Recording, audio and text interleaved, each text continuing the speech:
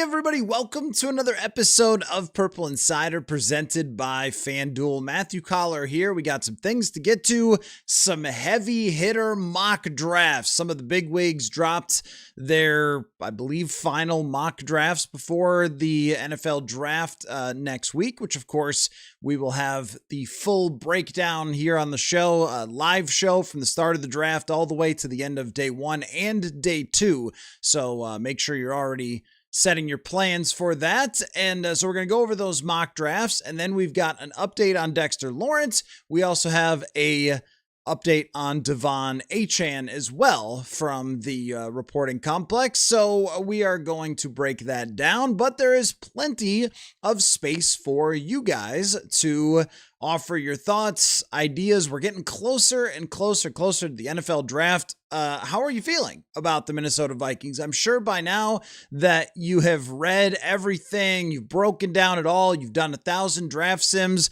Are you feeling confident? Are you feeling nervous? Are you feeling like they're going to be able to move the needle or that they're not going to be able to change very much? Throw it down in the comments.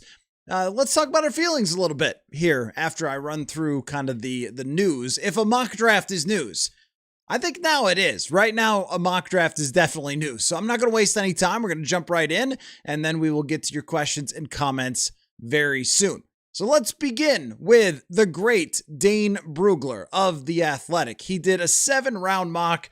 This man is a lunatic in the best possible ways. Not only does he drop, I don't know, it's like 3,000 players or something in the beast, but then also comes back with a 7-round mock. You'd think after he dropped a 600 word if you print it, or 600 page if you printed out book on the draft, that he might want to take a nap. But instead, the man's out there doing a 7-round mock, and I got to tell you the truth here, Mr. Brugler did one heck of a job for the Minnesota Vikings, not only nailing it realistically, but also with a lot of players that I'm pretty high on the idea of taking. So let's go through one by one Brugler's picks, and we'll talk about more of the concept, more of the decision, the direction, the position, because I was looking through some old mocks just out of curiosity, not just of Brugler's, but of everybody's, trying to gather, for a show idea eventually, like, hey, let's look at some old mocks and talk about what if they had done this or what if they had done that.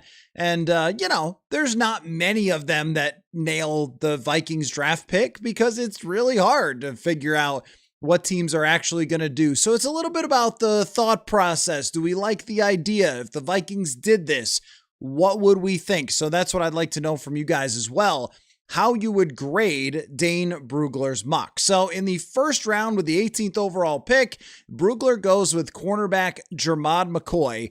Tore his ACL in 2025, supposedly back. There was one report about a knee issue, but sometimes when it comes to the medical stuff, you just really never know.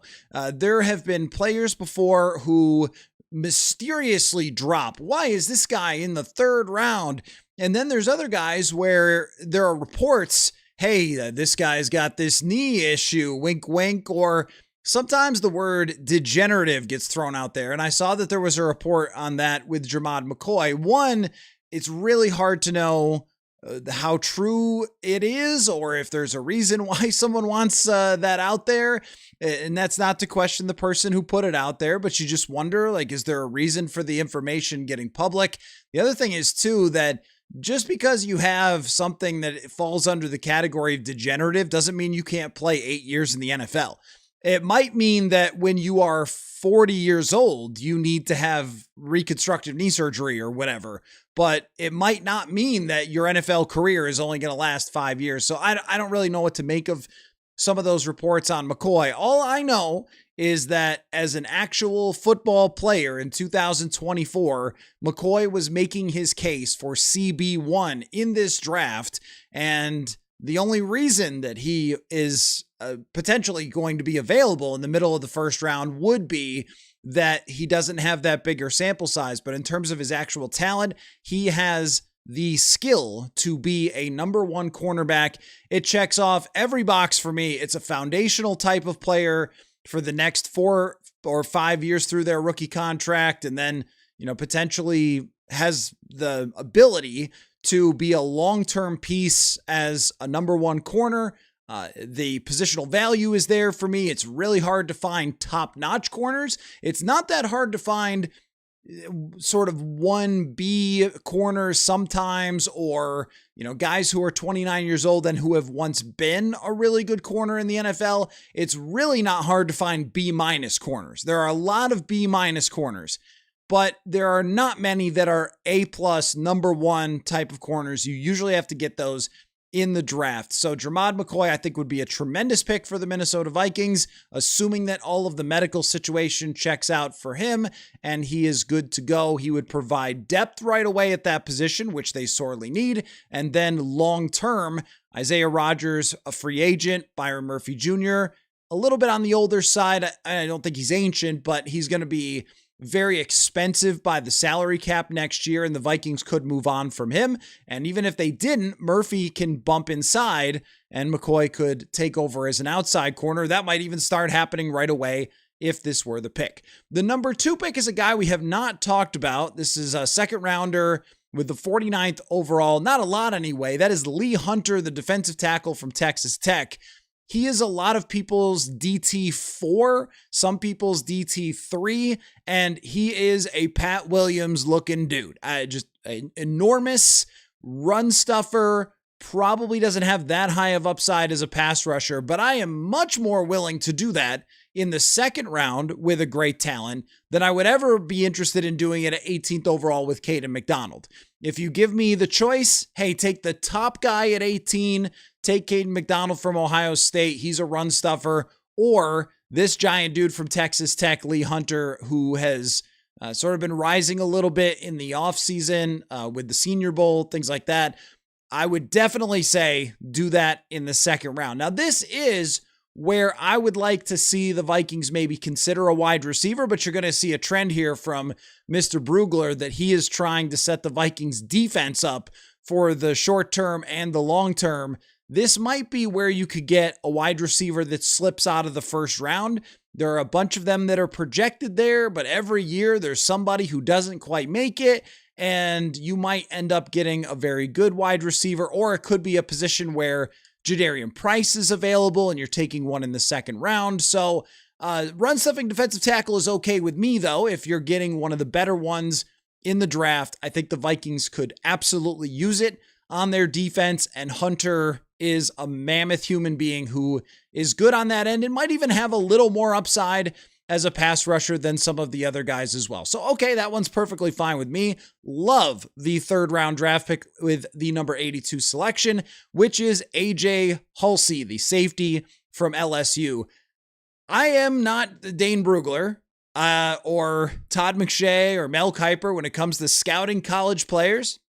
But when I watch AJ Halsey and I watch Emmanuel McNeil-Warren, I like AJ Halsey's game more. I mean, he is a ball hawk, explosive player, somebody that you could see as a game changer that might take some risks that drive you crazy and have some misses that are in there, but have some big hits.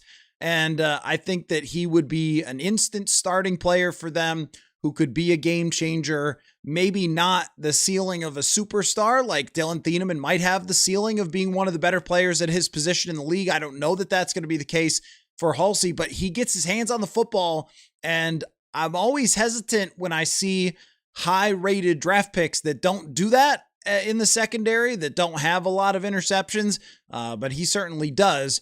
He was very, very good on their defense. Third-round pick, getting a starter, that's always going to be a hit for that position. I think in terms of positional value, that's the right place to do it as well.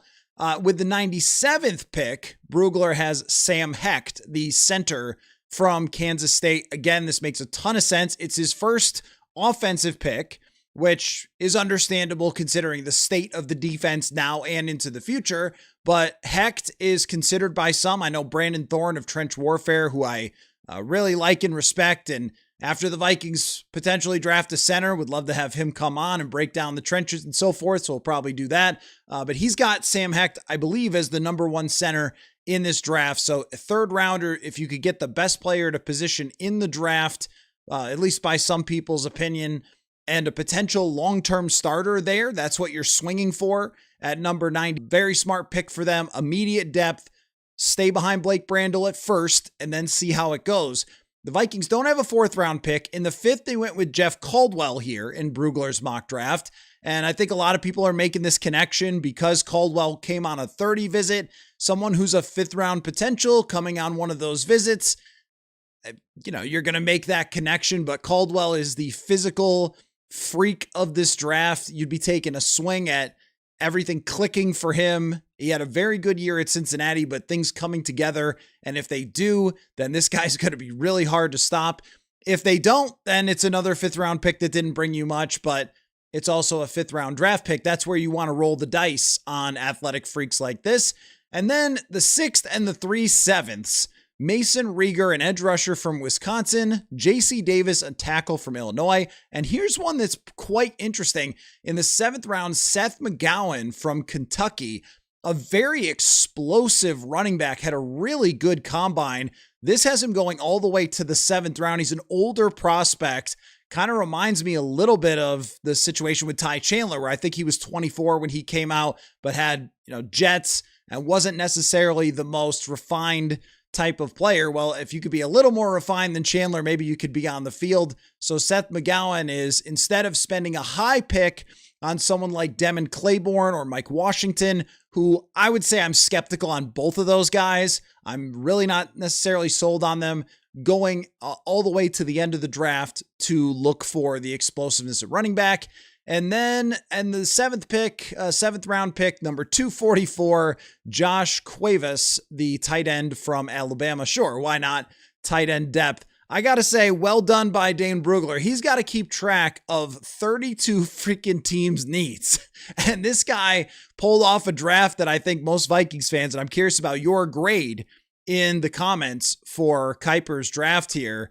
I think most people would be pretty over the moon with this draft. Load up on the defensive side, check the boxes on the offensive side that you're looking for with a future center, depth at wide receiver, depth at running back, and off you go. A lot of potentially usable players right away and for the future. So impressed with Dane Brugler's mock. I would probably give it, if we were doing it the next day, I'd probably give it a straight up A. If they were able to come away with this much talent that makes this much sense to fill the needs that they have. Now, the next mock that came out was from Mel Kiper Jr. And his mock, I didn't have the same feeling about.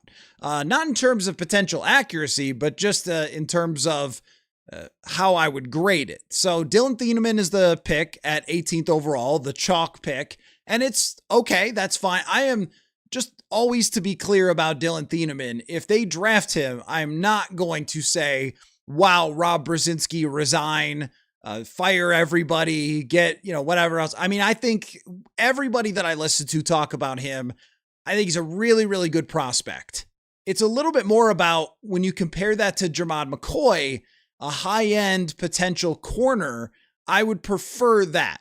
I would prefer, if it's even a remotely similar prospect, but it's at a much more valuable position, I'd prefer they go that way. Doesn't mean I would be down on the draft pick of Dylan Thieneman. I just kind of question the replaceability of someone who's going to be a free safety, but that's fine. Okay, the solid and reliable pick there. But with 49th, if they did this, I would wonder what the heck was going on. 49 is Mike Washington from Arkansas, who I am just not that sold on. He has 1 year of good production at a high level at Arkansas, a great 40 time, but in terms of his actual play, it's pretty good. I mean, he averages 6.4 yards per carry, so clearly it's good. I would rather have Emmett Johnson in the 3rd round than I would have Mike Washington here. I think that this is a reach. Most people have Washington as more of a 3rd round level prospect because of the lack of production earlier in his college career, a 1 year breakout player, an NFL combine darling. There's a lot of red flags there and maybe not so much of a complete running back. Yes, you do get the jets in his feet. You do get the explosiveness. The Vikings absolutely need that. But the 2nd round for this player is just too early for me. So this would be more of a B- type of draft for me than it would be what Dane Brugler did. So let me know again with this one if you're interested in Mel Kiper's mock. Maybe you like it more for the first couple of picks than Dane Brugler's. I do not. I mean, if it's Jadarian Price, I think you could justify it, but I don't think you could do it with Mike Washington. And even with Jadarian Price, that's a guy who was a backup running back and only has 100 and something runs for Notre Dame last year. He did average like 7 yards a carry in doing it, but even that feels a little bit high in this draft for a running back. I'm looking much more at the third round. And if you're even, again, comparing Seth McGowan, like go look at Seth McGowan and his numbers and what he did for Kentucky and his combine, and then Mike Washington, and you're like, I don't know. I don't know how big the difference actually is. So let me get to a couple of potential trade target updates. Dexter Lawrence, everyone. We thought it was done, maybe, for the Vikings as a conversation. And then back it came from Ian Rappaport last night. He said the Giants and star defensive tackle Dexter Lawrence, who have been talking about a new big money extension, have reached an impasse, sources say. The Giants have engaged with teams on a potential trade that will continue. It should come to a head before the draft. We are so back in the Dexter Lawrence conversation. And the last time I talked about Dexter Lawrence, I stood on the fence and I waffled and I ping-ponged and I bounced back and forth on it because I think there's a really easily justifiable trade for Dexter Lawrence. In this draft, if the Minnesota Vikings gave up the 18th overall pick for Lawrence, it would be very aggressive. It would be selling the future down the river a little bit, but also the 18th overall pick this year is maybe not as valuable as in previous years. And this man is insanely good. He is I understand there's some sack production that's gone down for him, and it had to do with an elbow injury that's supposed to be good now. Even if he only got 4 sacks for the Minnesota Vikings, the amount of pressure he creates, like think about what Linval Joseph did for them in 2017. That's like him plus every single year. Even last year, even if he didn't get the sacks, his PFF pass rush grade was still among the best defensive tackles in the league. His pressure rate, his win rate, they were all up there. And we know this from Grenard, and watching that play out of like, I think we all believe Grenard's going to get the sacks again, right? So I think Dexter Lawrence will too. But even if he doesn't, the dominance against the run, the pressure he creates up the middle, he is a franchise type player who belongs among the highest paid in the entire NFL. And with the players who could potentially be leaving next year, you're really lacking in superstar talent if you don't have Jonathan Grenard, if you don't have Andrew Van Ginkel, if you have to kind of cap cut Byron Murphy Jr. There's a talent drain there. And Blake Cashman is also a free agent. So who are you building around for next year? Well, it could be Dexter Lawrence, and he could take this defense right now. And that would be another part of the argument. Right now, 2026, they have a $1.3 million quarterback who's a multi-time Pro Bowler. They have Justin Jefferson, who desperately wants to win. He does not have, which is crazy to talk about, a playoff win in his career. He wants that badly. I will not say Kevin O'Connell is in the hot seat, but there's a lot of pressure there for Kevin O'Connell. I don't know, like, why not the present would be the argument for Dexter Lawrence. Why not now? I mean, this roster was built to have its last hurrah in 2026, and what a hurrah it would be to bring in Dexter Lawrence. The big issue is, now here's on the other side, the big issue is it's not just selling off a high draft pick. It's also that you have to take a bath cap-wise, not just from re-signing Dexter Lawrence to a bigger extension that would make him the highest paid defensive tackle in the league, but also you would have to do some finagling to get to even being able to acquire Dexter Lawrence to create enough cap space through restructures, which also is going to kick money down the road. It's going to create dead cap. And you're really taking a strong hit for one player. Now, this player has been remarkably durable. He plays 700 plus snaps every single year. He is not old for this position. Defensive tackle, I think we've seen this plenty of times in the NFL. These guys can play into their early 30s. and be some of the most dominant players in the NFL.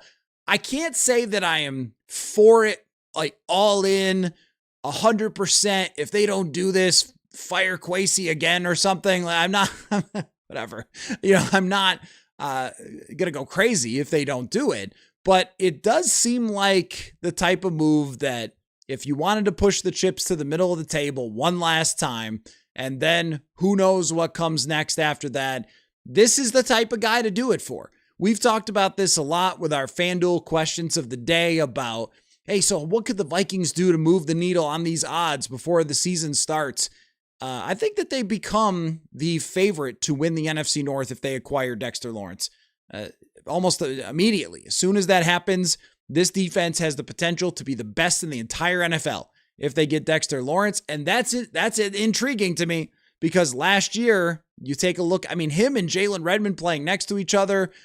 Redmond is one of the most underrated players in the NFL. We know he's very good. You're probably going to keep Grenard because you wouldn't be including him in this trade. They already have their top edge rushers that they've invested a ton in.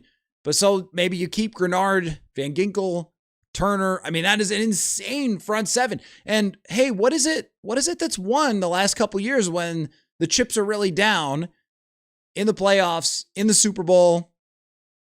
It's been defensive lines. It's been front sevens taking over games that has ultimately had a lot to do with teams getting deep in the playoffs.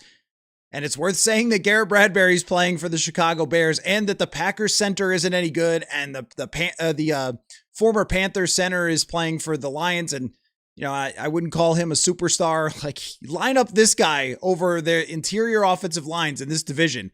You're going to have a lot of success, I think. So there is the latest on Dexter Lawrence. If they did it, it would be really interesting and a lot of fun to talk about and potentially a lot of fun to watch. But it has major sacrifices to go along with it, as any trade for an elite player does. Speaking of trade for elite player, I think that the dream of Devon Achane is probably not going to come true for Vikings fans. It is being reported again by ESPN that the Dolphins general manager, John Eric Sullivan, came out and said Devon Achane is not available for a trade, and they're looking to sign him to an extension. But let's read that again. He's not available for trade as the team looks to sign him to an extension. So what if he doesn't want to sign an extension? Then does he become available for trade? I'm not buying you, John Eric Sullivan. That's what I would tell everybody too, John Eric Sullivan. I would tell everyone too, well, I don't know, man, we want to extend him.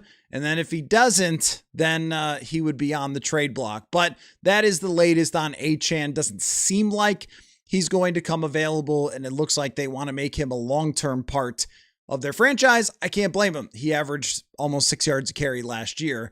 But we will keep that door open. I am not shutting that door entirely on the idea of Devon Achane. So the FanDuel question of the day naturally is, if the Vikings traded for Dexter Lawrence, what do you think their over-under win total should be? Right now it's 8.5 on FanDuel. If they traded for Lawrence, what should it be?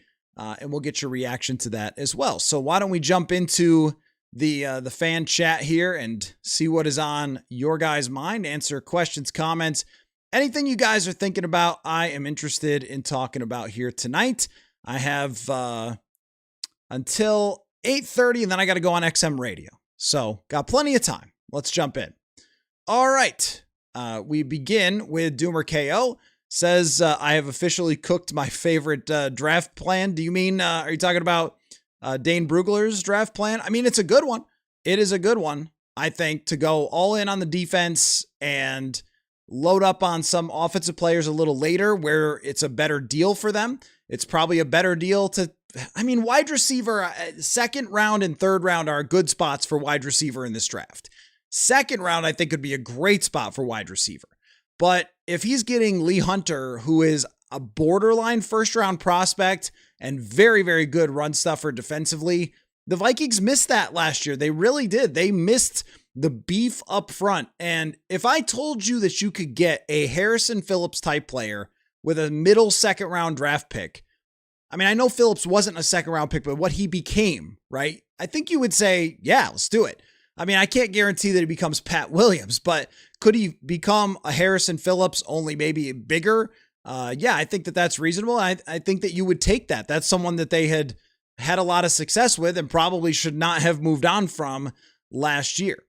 Alex, has your boy Chris talked you into Thieneman a bit more, and the Brugler mock is fire. Well, I'm not out on Dylan Thieneman. I just want to make that clear that anytime we talk about him, it's really about the type of player that you're looking at here and what it would take in order for that to be a success. And that's what I keep coming back to, is if you draft Dylan Thieneman and he becomes the best free safety in the NFL, or a top 5 free safety in the NFL, he's taking the ball away, he's coming downhill and blowing up runs, just fantastic player. Well, okay, then that's worth the 18th overall pick. If he's anything less than that, it's just something that you can get elsewhere. And that's not true for like Kenyon Sadiq, for example. If Kenyon Sadiq became the 10th best tight end in the league, and he was pretty darn dangerous with the football in his hands, but he didn't catch like 95 passes, that's still worth a lot, and maybe not even as much as some of the other premium positions, but that's still hard to find an athlete like that. Receiving tight end, there's only a handful of them that are really dangerous in the NFL. Probably wide receiver is the better example, or corner is a better example. If they draft Jermod McCoy and he becomes the 15th to 20th best corner in the NFL, then you're feeling great about that. He doesn't have to be a top 5 player at his position. He's going to be worth $20 million. You're going to love to have him. He's going to bring you a lot, even if he is not perfect. So I think that's kind of the point there, to go along with how much those guys cost and the scarcity and all those discussions we've been through. As an actual football player watching Dylan Thieneman, I think he's great. So if they do it, I'm not going to flip the table. Doomer KO, thank you for the super chat. Really appreciate that.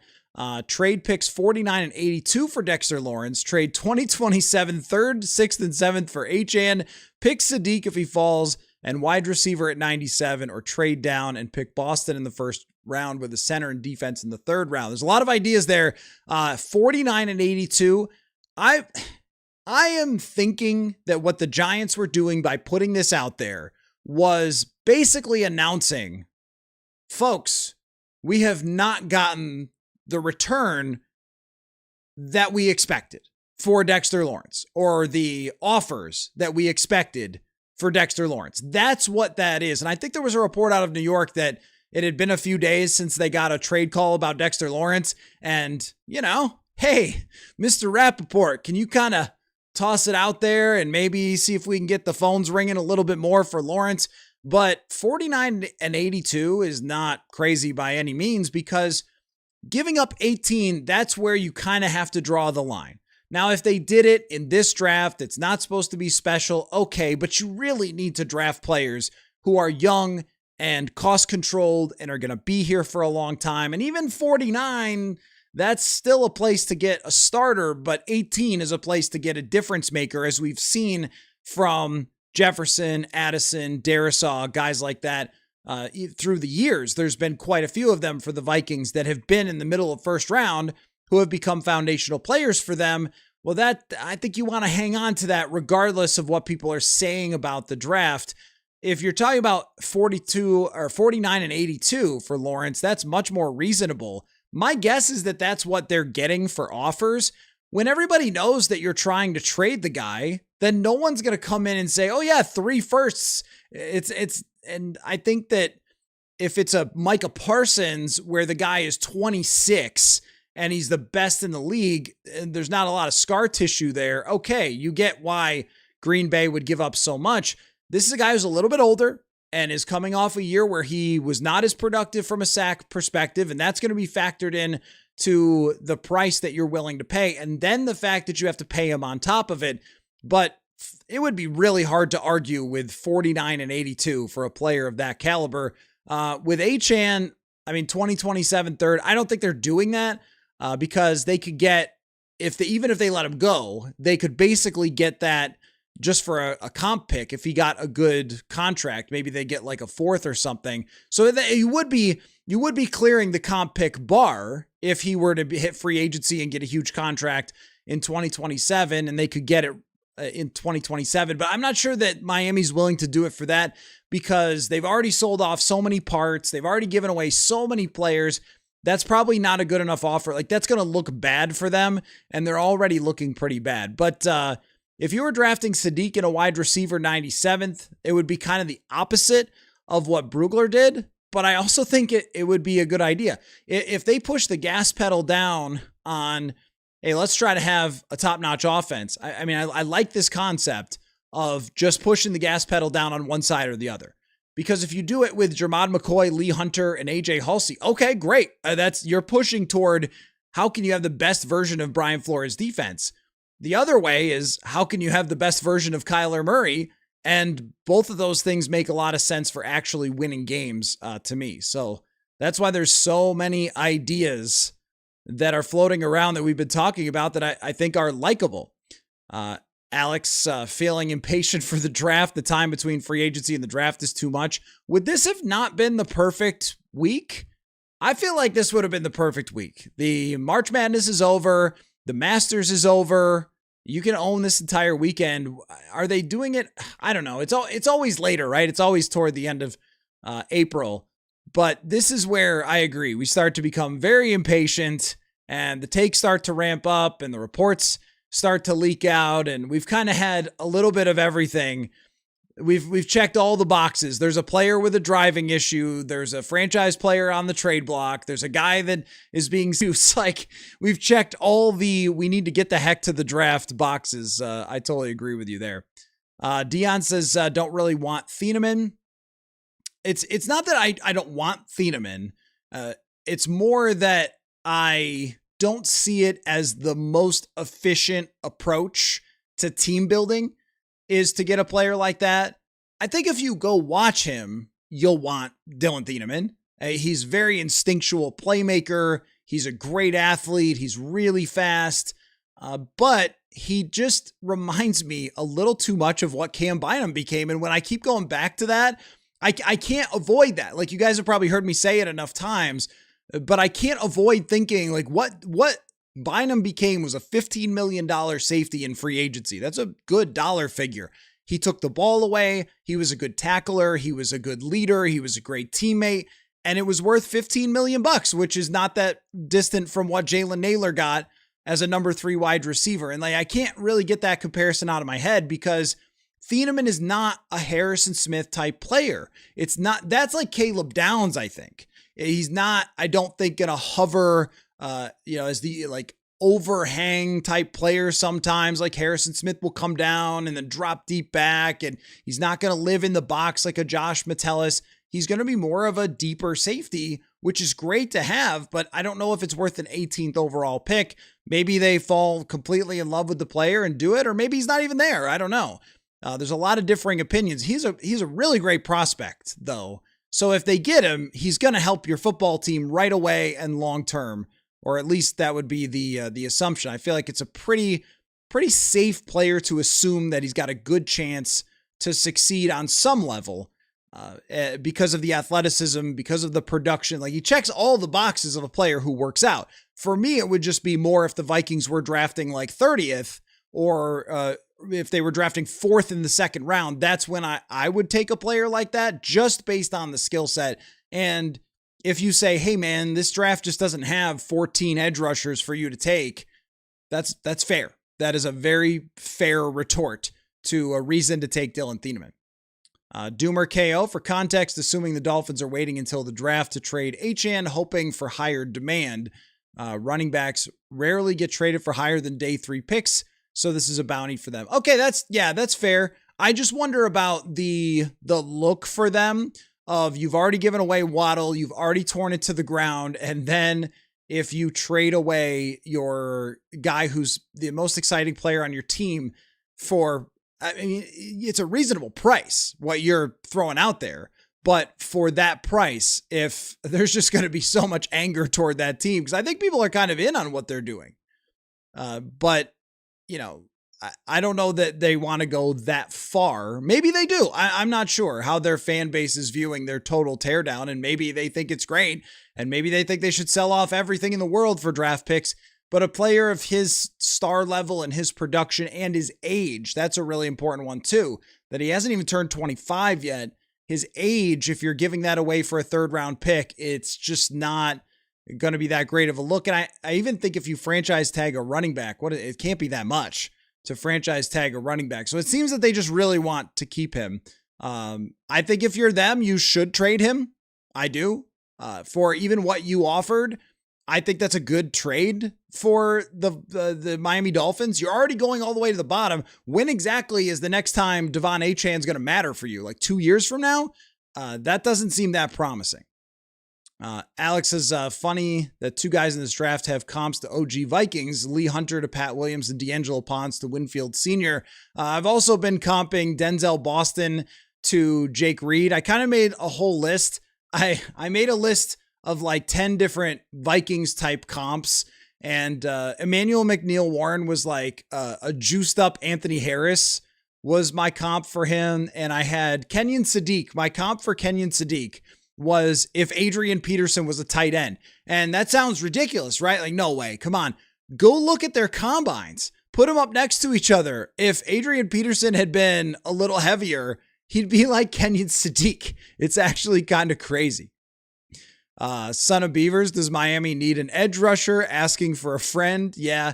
Would they do? I don't think so, though. I don't think they would do a Jonathan Grenard trade. That's why Kansas City is such a team to talk about with this. I would say Cincinnati also is a team to discuss with Jonathan Grenard if you're planning on trading up or thinking it's a possibility, because those teams could really use one more player on defense. Cincinnati has this quarterback who is unbelievable and has been left out to dry almost every year of his career by his team's bad defense. And when he didn't, he went to the Super Bowl. So if I'm Cincinnati, even as cheap as they have been over the years, I've got to be considering moving back and trying to get Jonathan Grenard, because you're in win now mode, but you also might be in preserve Joe Burrow as a Bengal mode, not just in the thought of, well, we got to compete with Joe Burrow, but he might try to force his way out of Cincinnati if it doesn't work out, because that guy seemed absolutely miserable last year by the end of the season. And if he's feeling that way again, I don't know that he's coming back to continue to play for the Bengals. Doomer giving Brugler an A+. I think he did really well in that draft. Would need to bring in a wide receiver 3, a veteran like DeAndre Hopkins. Right, because Jeff Caldwell is a project. And I think Ty Felton is a project too. A lot of people wanted to see more of Felton last year. They were healthy at the wide receiver position, but I also think he was a project. He had 1 year of big production. He had blazing speed, special teams ability, and a character makeup, intelligence, toughness, competitiveness that they really liked. So they kind of rolled the dice on him, knowing that he was not going to be a day one. Felton last year was not like a 24-year-old guy who had had 3 years of catching 100 passes or something in college. It would be the same way with Caldwell, where you'd just be betting that this guy's freakishness is worth taking a shot on. It often doesn't work, by the way. It would be a roll of the dice. Hey, maybe it comes up our number and this guy becomes awesome, but it usually doesn't work to go get the 5th, 6th, 7th rounder that has a crazy athletic profile. It's something we love in the draft, but it's not a very safe idea. So they would, you're right, have to go out and get somebody else to play wide receiver. Alex, Lee Hunter would push Bradbury into Caleb Williams every snap. Yeah, I mean, that's the type of guy that Lee Hunter is. He is enormous.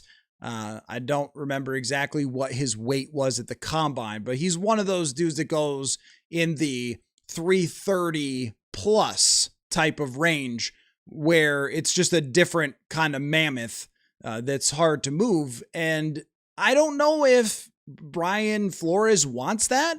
That's a big question for me that I think we will find out. Or if Brian Flores always has wanted it and they just could never actually get it for him.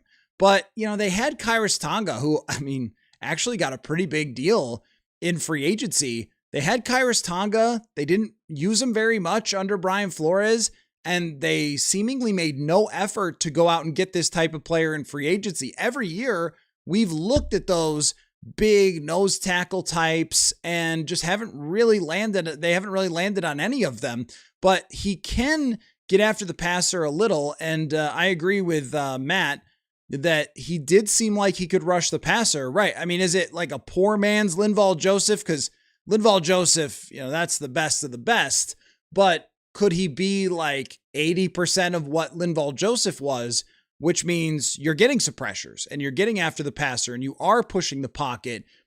I think there's more pass rush potential with Christian Miller and with Lee Hunter than there is with Caden McDonald. So I like those two guys better than I like Caden McDonald for that type of role. Magyar says AJ Halsey will not fall to 82. Well, I mean, number one, we never really know. Never really know. But here's where I agree with you is, although Xavier Watts did last year, the safety position is just not highly sought after. It's not one that teams are running over each other to get to because of how many are available. But so you might be right, but also I wouldn't have thought that with Xavier Watts last year.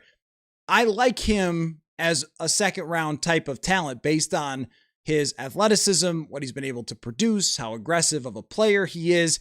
And I think he is a better choice for a playmaking free safety in the third. In the second, maybe I still think it's a good pick in the second. Might be a little reachy toward the second round. Matt says Hecht and Caldwell are not my favorite picks, but they do need a center. Well, any of the centers that you take, you're going to say, I don't know if that guy could be a superstar, but I think what you're often looking for there, if there's no superstar player in the draft, which usually at center, it'll go later first, mid first, or second round, is where you get your best of the best type of center prospects. Second round is a real hot spot for top center prospects. So these guys are more likely to be taken in the third, where the upside is mostly a fringe top 10 type starter. It's hard to get those superstar centers. They usually require a lot of investment. As in any superstar position, I'll say again, that they don't come available that often. So you usually have to draft them. I think that if the Vikings, if there was a superstar center prospect this year, they would take them probably in the first round. There just isn't. So can you get one that's got potential to be a solid starter for you, who could be a leader for a long time if they click? And if they don't click, they could be a solid backup. And okay, well, look, if you take a center at 97 and maybe he's got some positional versatility and he can actually get in there and play center or guard. Okay. I know that we're always talking about shooting for the moon, highest upside, whatever else, but offensive line depth is a big deal in the NFL. And the Vikings haven't really had it since, I don't know, ever. It's been a long time since they've had offensive line depth. There aren't too many teams in the NFL that can make an argument that they do. So at least you'd have some of that, even if the pick goes wrong. And if it goes right, maybe there's a higher upside than we realize. Caldwell is objectively not a good pick. You look at history, you look at these guys, here's this athletic freak, he's 6'5", he runs this or whatever.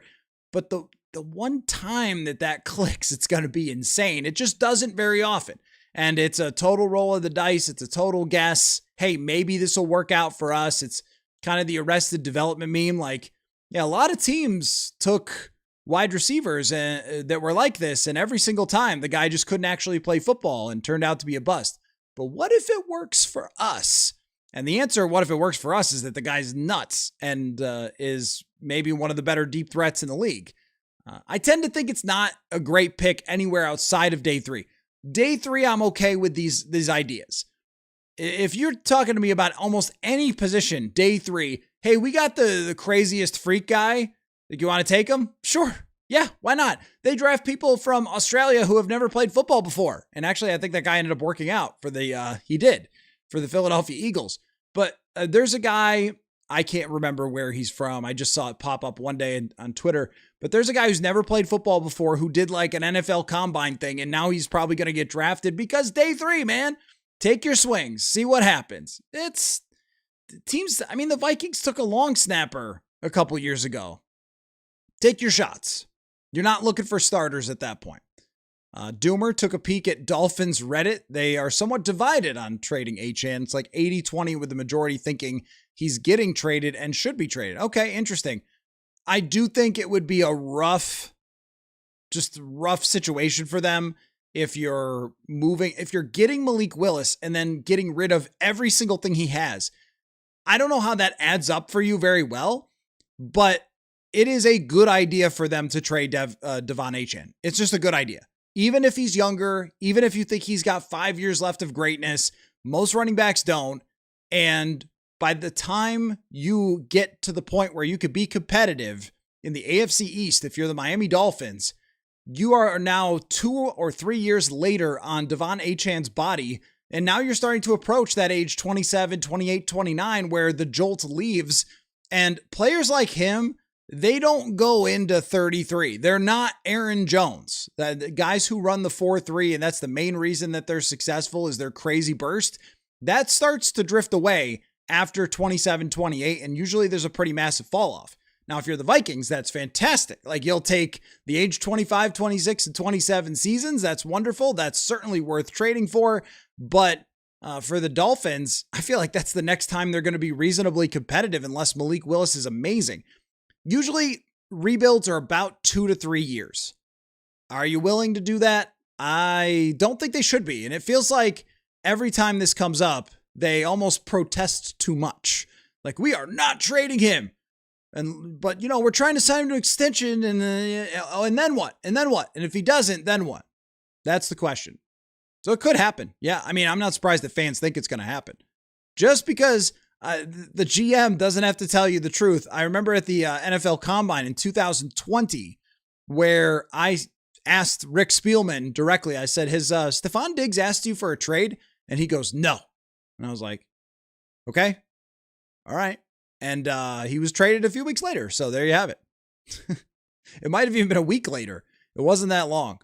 Matt's starting to like the idea of Max Clare at tight end. I have not spent a lot of time with the other tight end positions or the other tight end players down the board.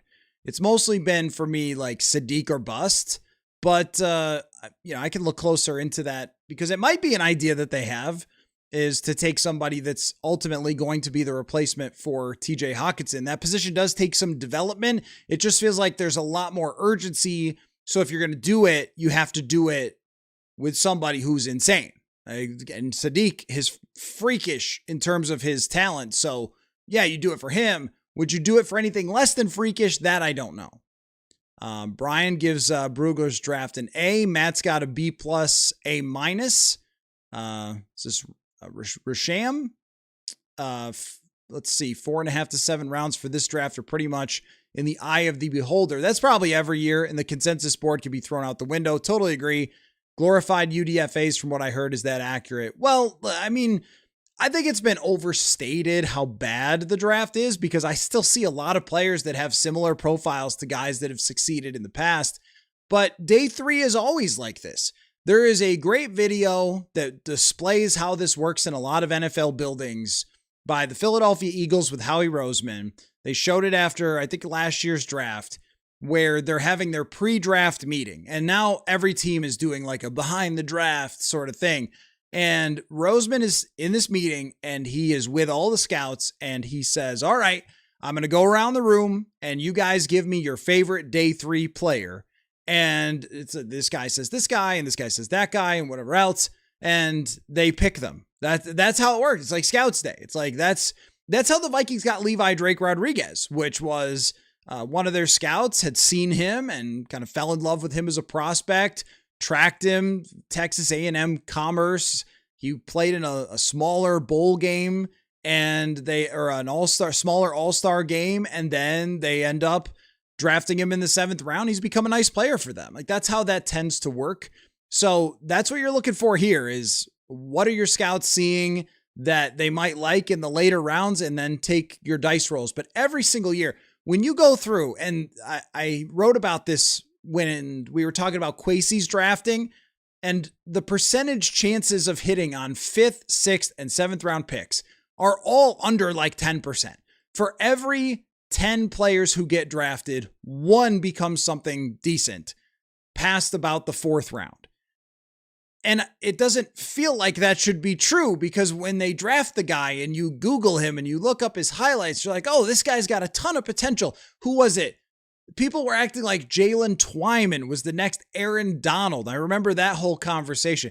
There were people who were going nuts about, well, the Vikings got this guy, the Jalen Twyman, he's going to be so great because he produced this much at Pitt and everything. Like, if he was going to be great, then he would have been taken in the 2nd round. And every once in a while, though, you're the team that nails that Stefon Diggs in the 5th round out of sheer luck.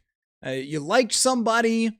I believe it was Scott Turner for the Vikings had a connection with him or knew him since he was in high school and loved the guy. And that was how they ended up with Stefon Diggs. But in the 5th round, they took Michael Pruitt before they took Stefon Diggs. Like, they had no idea that he was going to be that. I remember that with Spielman when they signed Diggs to a contract extension. And Spielman was like, we just knew.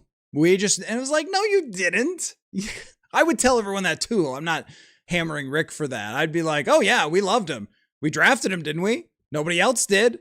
But if the Patriots knew about Tom Brady or anything else, you just look for players that you like. You take a shot. That's why I said, if they take Caldwell, this was even when they drafted Will Reichert. Is it a good idea to draft a kicker? Usually not. But I'm not going to lose my mind and have my head explode if you take one in the 6th round that you think is really great. And he is.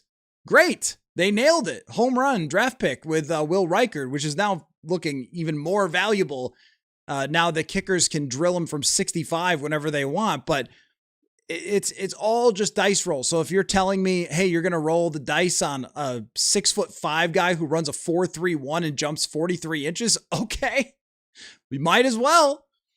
Matt Boo on the Washington Jr. picks. Some of Washington's runs look like Pee Wee football to me. Doomer KO, Kiper doesn't think about the Vikings at all. I mean, I think both picks are reasonable for the Vikings from Mel Kiper. And I know people like to, hammer Mel at times. He's been the most forward-facing draft person ever. So when he gets it right, you go, oh, of course you could have got it right. And when he gets it wrong, it's like, screw you, Mel Kiper. It's not easy to be the most well-known draft analyst because every single one of your hits and misses is under the microscope in ways that it isn't for others. I guarantee that we could go back and find the people who thought Marvin Harrison Jr. was about to be the next Marvin Harrison, but it turns out that he's not. And that's why Kyler Murray's going to play better this year. But who wasn't saying that? Or that's just an example that comes to mind. I was just watching 98 and Andre Wadsworth is the top non-quarterback taken. And at one point, Mel Kiper says, I have Andre Wadsworth. Raise your hand if you've heard of Andre Wadsworth, because I hadn't. I was like, who? I'm rewatching this. I'm like, Andre, who? What? And Mel Kiper's on the broadcast saying, and he's not the only one. Like, they're presenting it. The broadcast is presenting it as if Andre Wadsworth is a better prospect than Peyton Manning. This is happening on the broadcast. They're saying, and it's not just them, they have a collection of coaches who are like, yeah, this Wadsworth guy, he can be the next Bruce Smith. That's what they're saying. He had a knee issue and it ruined his career and he was out of the league in 3 years. So everybody can get them wrong all the time. I mean, I think Mel put work into this, knowing the Vikings need an explosive running back, knowing that they need a safety. But I mean, who could you say in terms of drafting has been like mega accurate about the Vikings and nailed it year after year? I think we've done a good job on the show of whittling it down most years. I think this year is much, much harder than that, where we've whittled it down to, hey, they'll probably go guard. Last year, we talked a bit about Donovan Jackson. We talked a lot about Gray Zabel. The Jordan Addison year, we kind of figured where they were headed. But this year, I think, is much, much harder to really pin down where they're going to go with it. Rasham gives Brugler a B+. Sizzleman, didn't Washington have fumbling issues? He did. My thing with him is it's great to be the combine riser, because you run a 4.3. Would there be anyone mocking this guy in the second round if he hadn't had a 40 time? I don't think so. And that always is a red flag for me. The combine riser, I think historically, and I know that, Benjamin Robinson has done stuff on this before, who he does grinding the mocks. He's done stuff on this before, and it's something to be concerned about, I guess, when someone is the combine riser. Let's see. John with the super chat. Thank you so much, my friend. Appreciate that. Says, took a few decades to learn. I have no clue how picks will perform. But why do we think a running back between rounds 5 and 7 will do anything, or any pick between rounds 5 and 7? But that's fair enough. And that's what we were just kind of alluding to, is that we don't know that rounds 1 and 2 are going to do anything, much less rounds 5 to 7. But with someone like Seth McGowan, it just reminds me of like a Ty Chandler, where it's an explosive running back that might turn out to be something. So you take it and you put the guy as the running back 3 and you see if something is there. Kene Nwangwu was this way. And those guys didn't work out. I know. And that is a little bit of my thing too with Emmett Johnson. And you're kind of leading me to my point about Emmett Johnson. Emmett Johnson is a really, really good prospect as an actual running back. I really, really like him as a running back. I think he is instinctual, and I think he's intelligent, and I can see his hands, developing at the NFL level and continuing to be a factor there. I would much rather, with a running back, actually see it than be told, well, no, this guy has explosiveness. Well, if he had explosiveness and was a good running back, he'd be in the second round, which I guess is where they've got Washington going. I don't know that teams are going to do that this year. Matt's got a C- for Kiper, 2 non-premium positions, and 1 is a stinker. Yeah, 2 non-premium positions, and it's a little bit hard to buy into, I think. Yep, I tend to agree with you, sir. Let's see. That's funny. 4MC says Kiper's draft feels like a draft from 2002 when it comes to positional value. Yep. I think that's right. Yeah. I mean, if you're drafting safety running back, you're not building the foundation for the future. You're not trying to. You're trying to fill needs right now. And that's where I go back to what Rob Brzezinski said, that they are not going to reach to fill needs right now. That's what that draft looks like, feels like to me, is you are trying to reach, and Thieneman is not a reach based on where his mock positions are. That would be right in that ballpark, but it would be, you're going with this guy who is not the premium position and really isn't expected to play like a Harrison Smith. Because if you told me Caleb Downs, okay, I'm not concerned that much about, premium position when it comes to Caleb Downs, because that's a superstar potential player who is going to play closer to the line of scrimmage and is going to be super high IQ, playmaker, run stopper, difference maker. That's not somebody. That's more like an Antoine Winfield. That's not someone who you're talking about getting in free agency or is easily replaced. Free safety, it is. It's a position that's out there almost every single year. And the running back in the second, I'm okay with running back in the second, but I don't know about that running back. 1 year of production, and was at New Mexico State and wasn't that good, and was at Buffalo and wasn't that good. And the production is not, I don't even think it's on 200 carries. It's not like he had 300 carries and ran for 2,000 yards. You could be like, well, okay, the production was nuts. It's not that crazy to think from a statistical perspective that if you break off a handful of runs where you're Arkansas and you're playing who knows who, and then your yards per carry get to 6. I'm just skeptical. I'm not saying he won't be good, because anyone could be. That one comes with a lot of skepticism. Michael, random, my understanding is you're a guitar guy. What do you play? I just bought purple and gold 50s Telly because of the Vikings. Oh, very cool. Very cool, Michael. Well, I play mostly like rock and metal stuff, and I have 9 or 10 different guitars. My wife bought me a Randy Rhoads metal Jackson recently, but I've got a Nick Johnston Fender. I've got a Fender Strat. I've got a lot of different stuff. I've got a Gretsch. I've got a LTD Les Paul style. So There's a lot in the guitar room. I try to reward myself or the wife. I've got 2 Yamahas too. The wife, this is a good present for her for birthdays, for Christmas. If you get me a guitar, I'm going to be very happy. So, yeah, I do spend a lot of the time when I'm not draft simming in the guitar room. Matt, if JJ panned out, I'd be all in on Lawrence. Seems aggressive for where we are right now.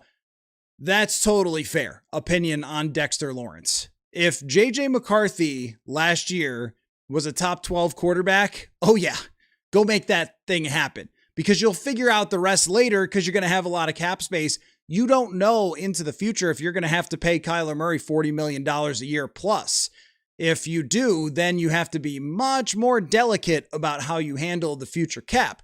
The other side of that is that you sort of have it still. You basically have the rookie quarterback contract advantage because you don't have to pay Kyler Murray anything for this year and this year only. I think that would be the other side of the argument is, well, you only get this for right now unless you are bad, and then you're drafting a quarterback next year and then you get it into the future. So there's only really one scenario where this is a problem, which is if you're awesome. If Kyler Murray's awesome, and which means you're competing very seriously for the division, which might mean it's worth it. So maybe this is just me watching Dexter Lawrence annihilate the Minnesota Vikings several times, or I'm like, maybe just find a way to do it. Or watching Kyler Murray tape for the last, 2 months as we talked about the quarterback decision and being sold on the idea that he's going to throw so many passes to Justin Jefferson and everyone's going to enjoy watching Jefferson play football again this year. I don't know. But if you do something like that, there's always so much risk. If he gets hurt, then you've spent a huge draft pick and a lot of money on a guy who's not playing. And he's got a good track record of health, but you never know. It's football. And if he underproduces, then you've spent $30 million on a guy who gets 2 sacks or something, and it turns out it was just an anomaly that one year. That's possible. I don't think it's likely, but I think it's possible.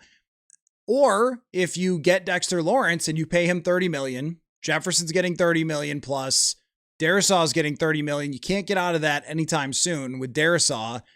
That's a lot of money invested in just a couple of players. If then Kyler Murray plays well enough, let's say he reaches the Daniel Jones bar where he's just pretty good and you can win a lot of games, but you don't win the Super Bowl, then you're paying Kyler Murray. Now you're backed into a corner and you don't have the draft picks and you don't have the young players. So you got to go back into free agency, or you got to extend a Van Ginkel, a Grenard. You got to figure out how to push money down the road. It becomes very complicated. I have a tough time thinking that Rob Brzezinski, as much as this would be awesome for their defense, that Rob Brzezinski would handle the offseason this way and then be like, you know what? Whatever, man. I'm only the GM for 5 more days. We're trading for Dexter Lawrence. Like, that seems kind of crazy to do. Unless he thinks he's going to be the GM for the future, but they're going to do a real GM search. It would be pretty bold to start selling off big chunks of draft capital and making huge money commitments if there's a chance that there's a new GM who's coming in and you're saying, hey, where's our young players on this roster? Do we have anybody? Well, what happened was we sold them all. we sold all the draft picks. Skull, this is the year that nothing big happens. Dexter will be traded somewhere else. I tend to agree with you, Skull Shadow. I do.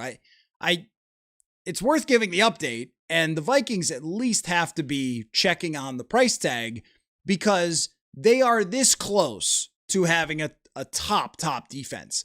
And this close is a guy this big in Dexter Lawrence. I mean, if you draft Lee Hunter, he's probably going to help you right away, but he's not changing where you rank on defense by drafting Lee Hunter in the second or Caden McDonald in the first or Dylan Thieneman, probably.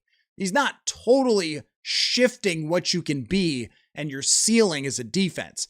Dexter Lawrence does that. Dexter Lawrence changes the upside potential of what you could be as a defense. So it's worth discussing for a team that now has in my mind, a good quarterback, a top 12 to 14 quarterback, the best receiver in the world, an offensive line when it's healthy, it's very good, a coach who's won coach of the year, a defensive coordinator who's the highest paid in the league deservedly. When you have all that stuff, that's when you do make moves to get elite talents and take a big old swing.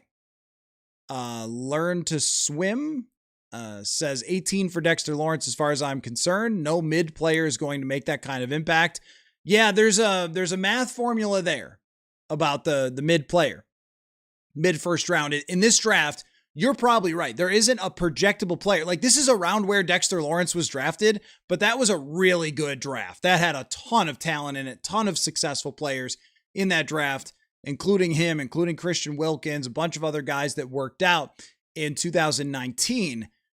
So, I mean, it's always possible that you get a really good player, even in a weaker draft, but the formula isn't just Dexter Lawrence versus Jermod McCoy.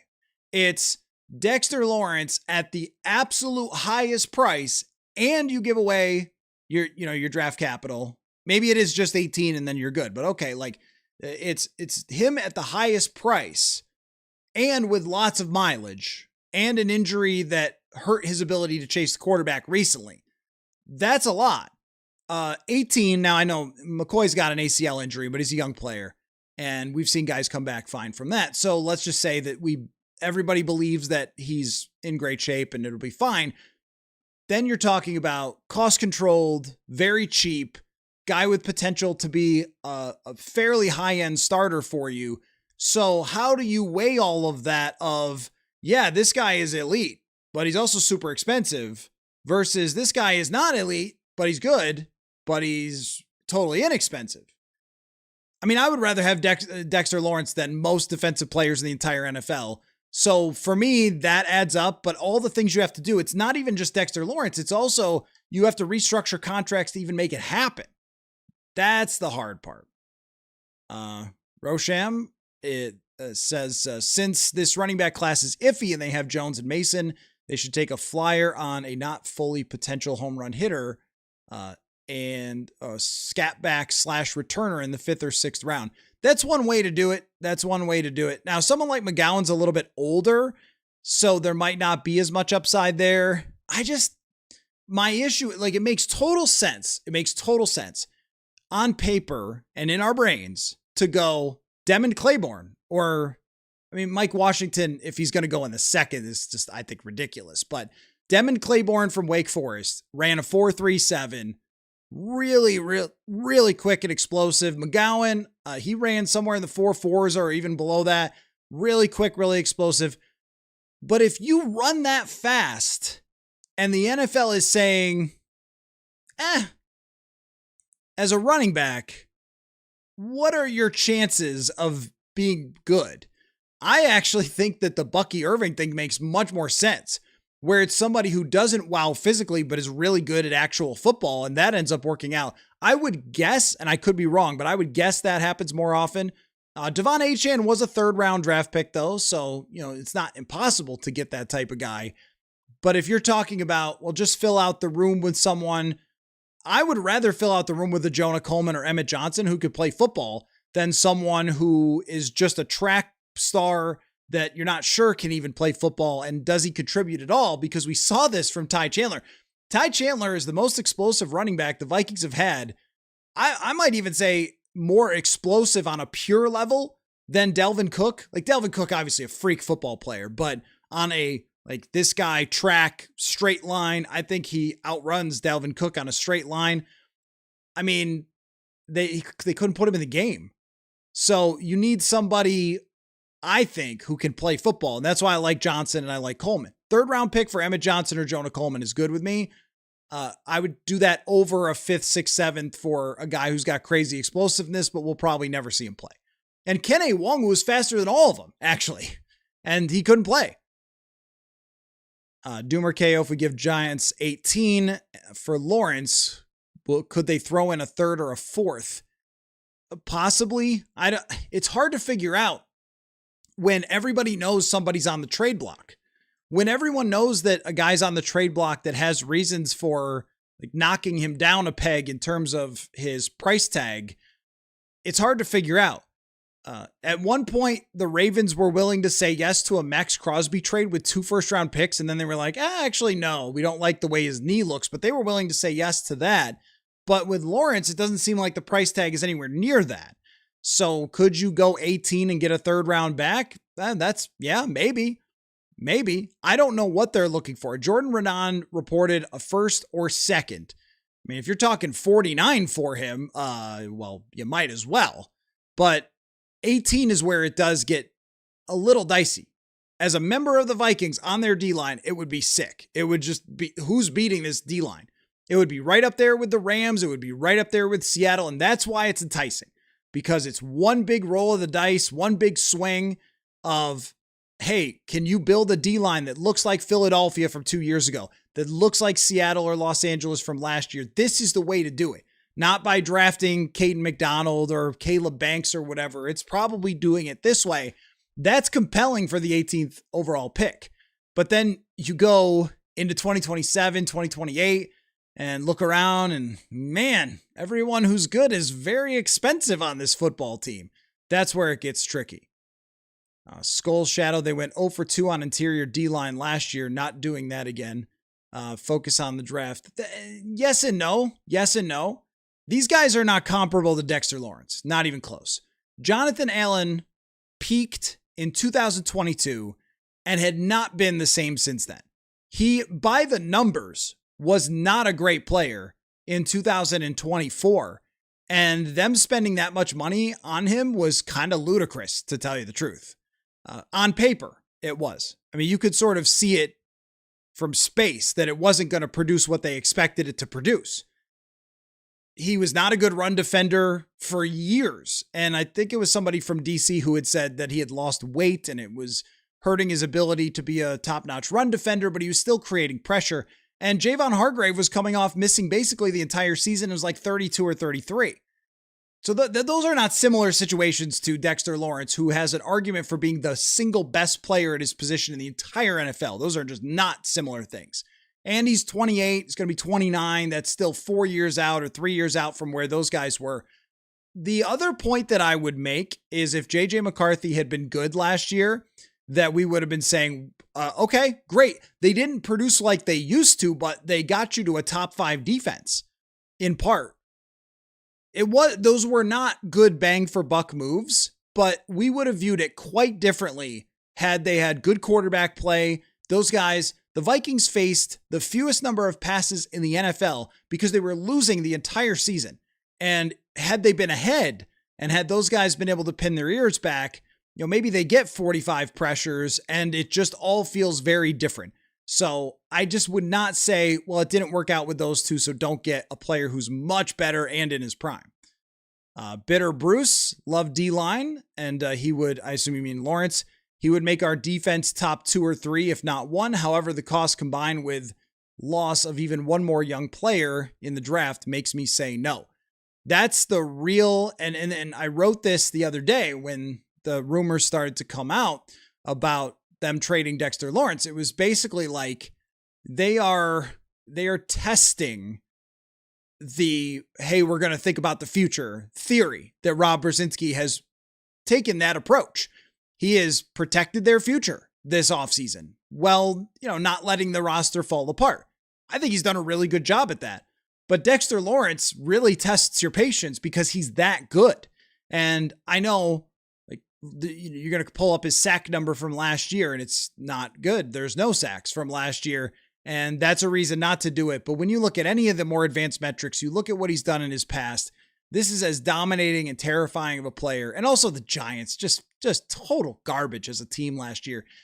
You look at what this guy has done in his past and it is crazy freak monster stuff. There might be an argument here that I don't know how this, I'm going to say it and see how it feels.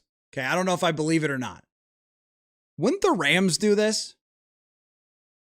Wouldn't the Rams make a deal for Dexter Lawrence right now? I mean, you could say, well, they're the Rams, they're better. But if you go through, okay, Matthew Stafford has become the best quarterback in the NFL. That's crazy. MVP. Him last year is every bit as good as, Josh Allen and Lamar Jackson and Pat Mahomes and everything. He's the best of the best. Drake May.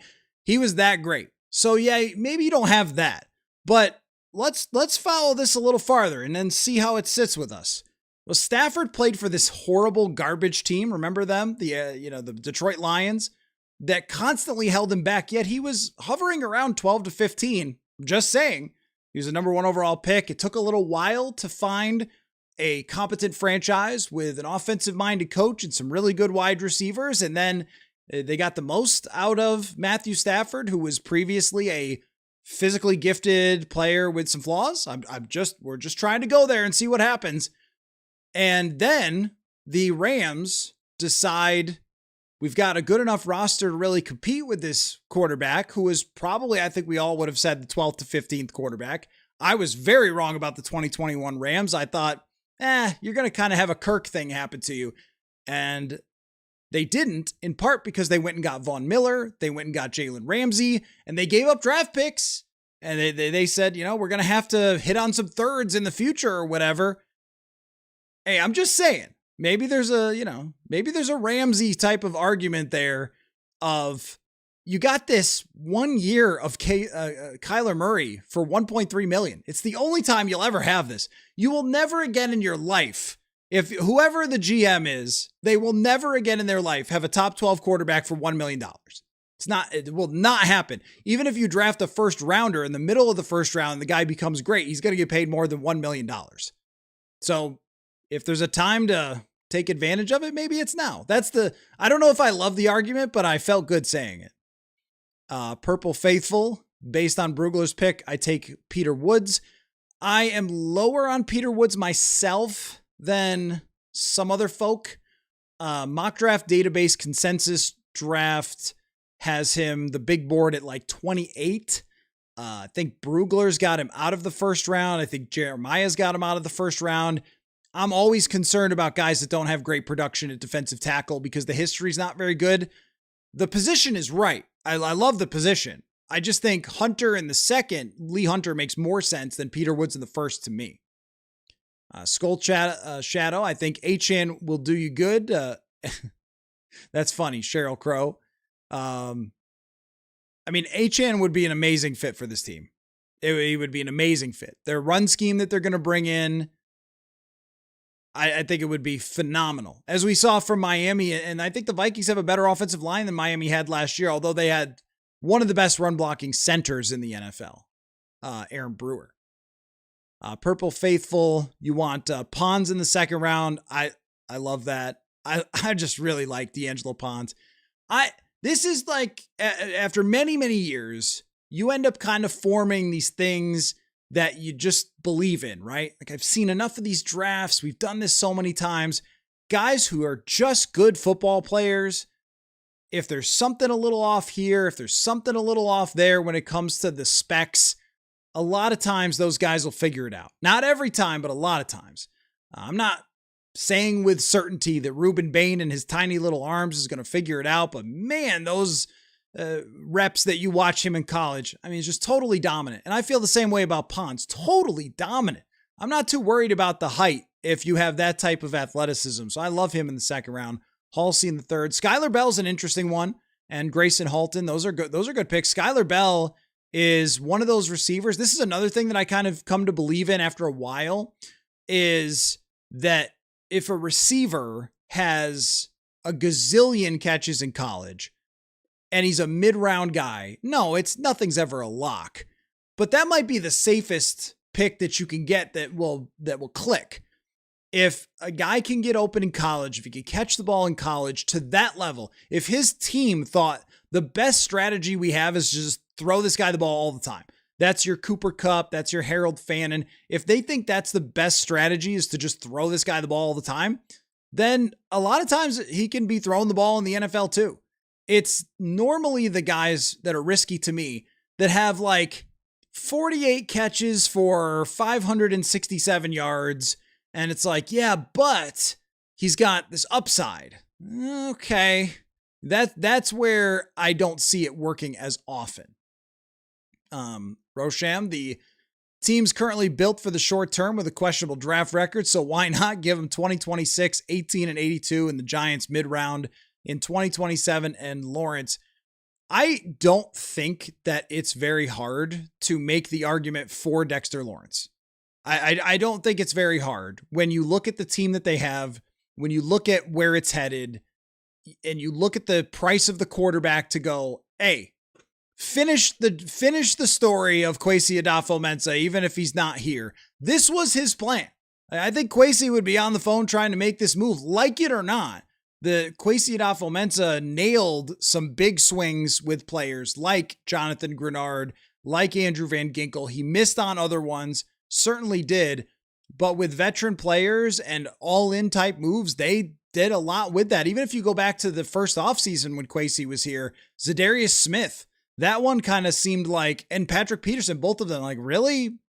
Really? Zadarius Smith and Patrick Peterson coming back? Huh? That's all right, I guess. And those guys were huge that year en route to their 13 wins. So it might be the type of move where they said, yeah, we're just going to go all in and make this happen if they had stayed on their path. It has seemed like what Rob Brzezinski has done this year, this offseason, is said, whoa, I'm going to pull back the reins.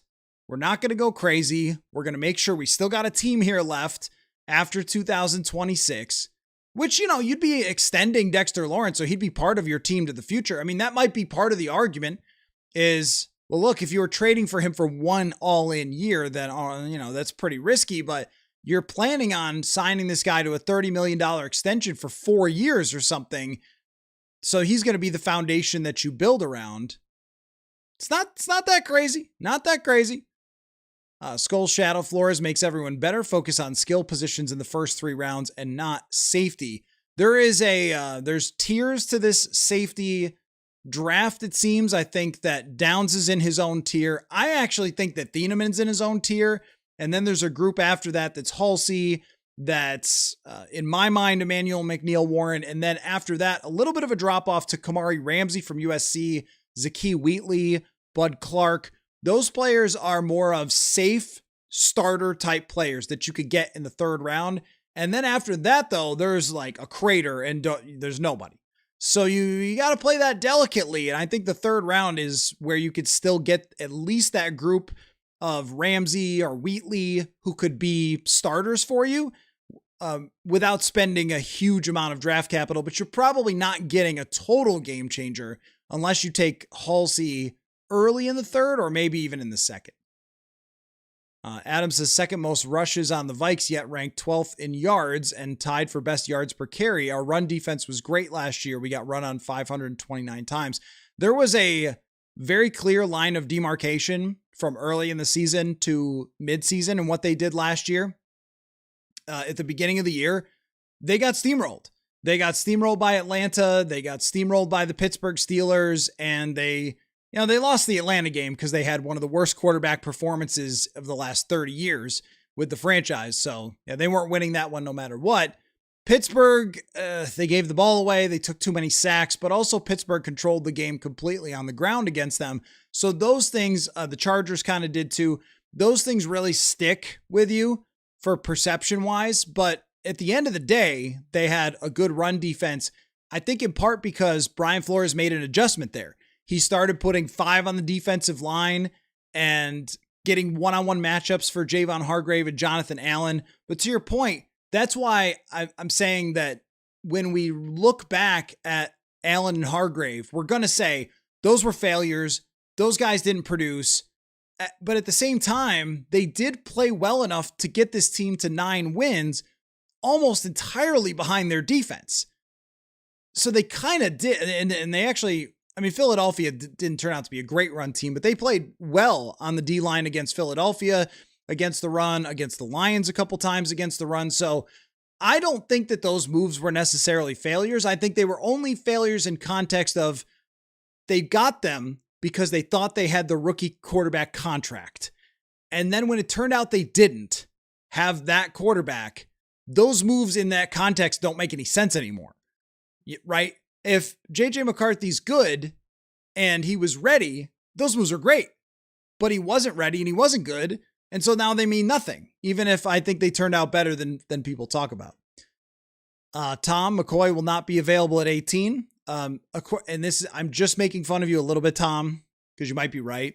But according to the chat, no one's available who the Vikings could pick. So I don't know, other than Dylan Thieneman. This happens a lot. It happens a lot where we go into the draft and people are very certain, draft analysts, fans, this guy will definitely not be there. Somebody will drop farther than is expected by the draft analysts. They're not always right. And boy, did Shadur Sanders show us that last year. The year that Malik Willis came out, there were mock drafts that had 3 first-round quarterbacks. I know that's a different animal from anything else, but you really don't know. I tend to think that Jermod McCoy will be pretty highly sought after, and there will be other teams ahead that have a good chance of taking him. But if Dane Brugler and his mock draft for all 32 teams that he covers in the NFL ended up with a scenario where this happened, I think that means that it is possible that he could potentially be there. I don't think that, do it yourself. It could be a fun exercise. If you use the PFF simulator or whichever one you want to use, try it yourself. Try to just go through the picks. I think we did this the other night where I'm going to speed run the picks, not think too much about them and just, hey, this is a team need draft. This is a team need draft. And you look up and go, oh, well, Kenyon Sadiq's still there. Or, oh, well, Spencer Fano's still there. Or, oh, well, Jermod McCoy. Somebody gets there. That's a good prospect for the Vikings. And if they're not, then I guess that they could trade down. But I don't know if he's going to be there or not. The knee issue might be, problematic, as Purple Faithful mentions. By the way, we're talking about Dexter Lawrence. The FanDuel question of the day is, where do you think the Vikings would rank? Right now, they're projected 4th out of 4 at plus 550 to win the division. Where would they rank if they got Dexter Lawrence? How much would that change? And 8.5 over under is the win total. How much would that change if Dexter Lawrence ended up coming to the Vikings? Son of Beavers, if given the option, would you trade out of the first round if in return you get a second this year and a first and fourth in 2027 in a heartbeat? If I was moving back, maybe you're describing something similar to that trade that happened last year where Atlanta lost their mind and traded up for somebody that then crashed his car into his girlfriend because he's got some issues. And apparently those issues were known about coming out in the draft and they still did it, which makes Atlanta look even worse. Anyhow, if there was some team that lost their minds and said, we are willing to trade up from, let's say 36. I don't even know who's drafting 36. Let's just say 36 to 18. And we're going to give you number 36 and next year's first and fourth. I don't even ask the rest of the room if I'm Rob Brzezinski and I'm on the phone. Yes. Oh my gosh. Yes. The difference between 18 and 36 is significant. I have seen people say, and I think it's bogus about this draft. Oh, well, there's not that big of a difference between 18 and 45 or whatever. Yes, there is. There always is. Every single year there is. I did this. When the Vikings traded down and I didn't like it in 2022, I did this. I looked at the difference between chunks of 10 picks, 1 to 10, 10 to 20, 20 to 30, and so forth. And it was like, how many home run hits? I think I used maybe approximate value, like how many starters to stars were in each one of those chunks over the last, 10 years. And there was no draft where between 10 and 20 was not better than between 40 and 50. There was no draft that was like that. So you're sacrificing something for sure. But in this draft specifically, you may be sacrificing a little less than in some other years where 18 could be Dexter Lawrence. I think he was 17 in 2019.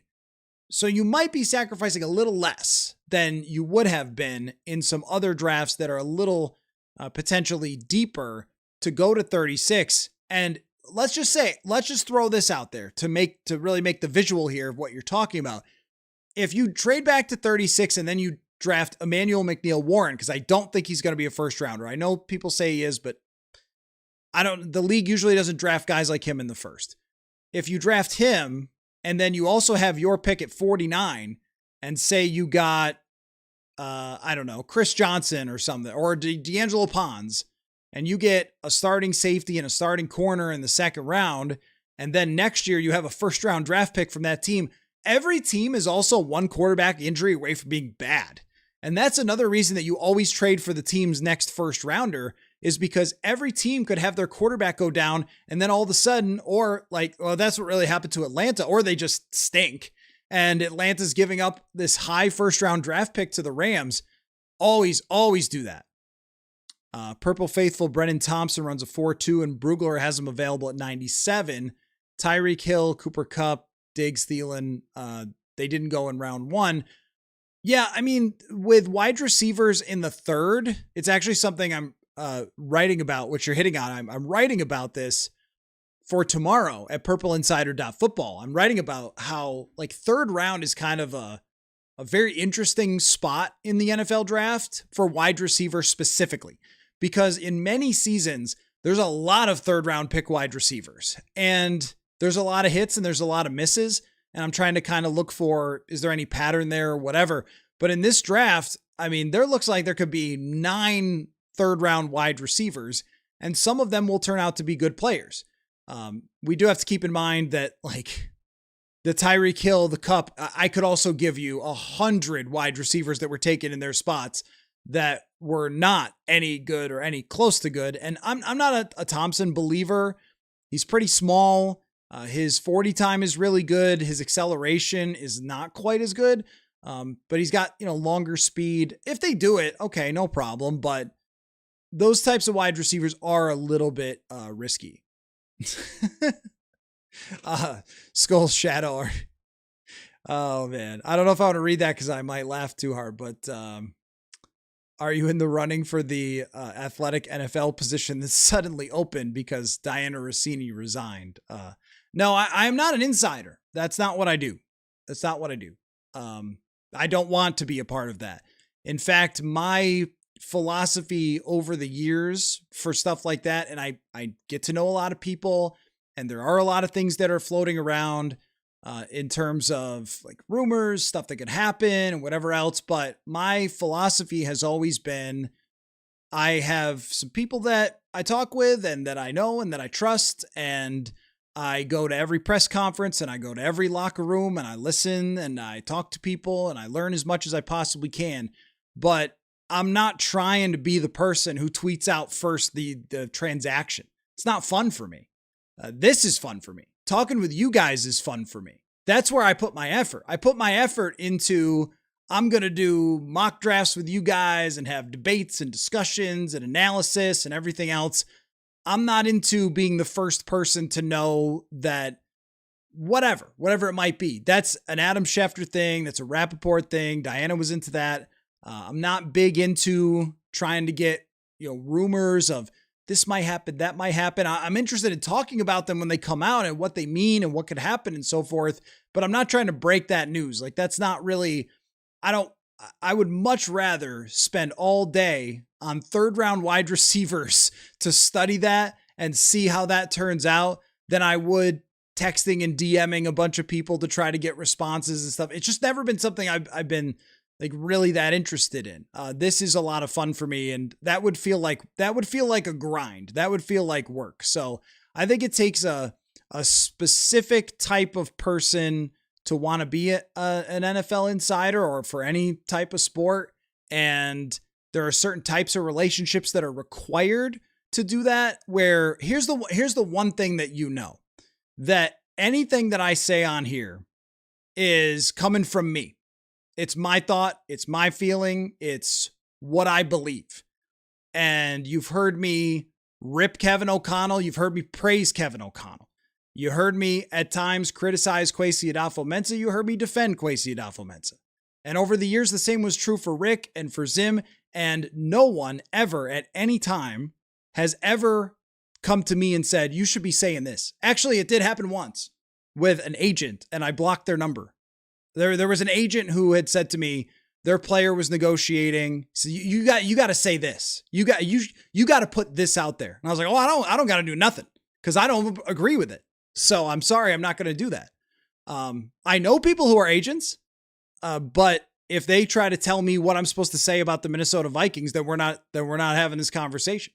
So, and I've been able to build relationships with people, but they know that whatever is being said on this show is exactly what I think. And it's all based on the research and it's all based on the analysis.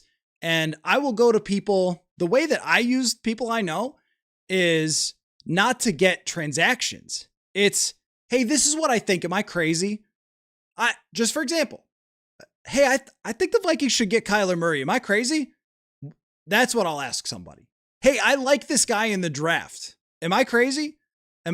Is that something I should be I think this guy's going to drop, or I think this free agent's going to get, that's how I would prefer to give the best analysis that I possibly can. I don't want to be the transaction person. I don't want to be the rumor person. No world do I want to be that. No way. Absolutely not. And it pays. It pays. It definitely pays. But if I just could not imagine being told what to say. That's not me. Skull Shadow. If Kyler Murray balls out and wins a playoff game, is there a way the Vikings let him walk into free agency, or if that's going to happen regardless of performance? It really depends on how it looks, because there are scenarios you could come up with where Kyler Murray plays like the 18th best quarterback in the league and they make the playoffs. He is a mid-average, up and down quarterback, but they win a 9-6 game. They win a 17-12 game, and Kyler Murray plays terribly at times and plays well, but the ceiling isn't what you thought it was going to be. In that case, you would still move on, I would assume. It's got to be, this is something we'll have as a discussion, I think, as we go forward and we're kind of through the draft and we're really looking at the whole landscape of the league, but because we've kind of moved a little bit, we've pushed the quarterback conversation over to the side a little bit with the draft, but what is the bar for Kyler Murray to re-sign?